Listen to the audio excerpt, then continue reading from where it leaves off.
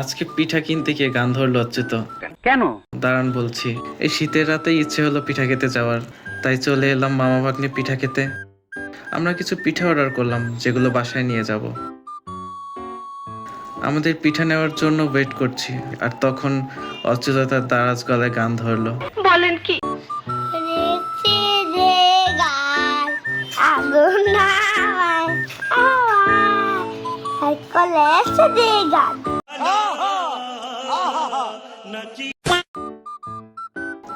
সে গান গাচ্ছে আর আমরা পিঠা ভাজা দেখছি।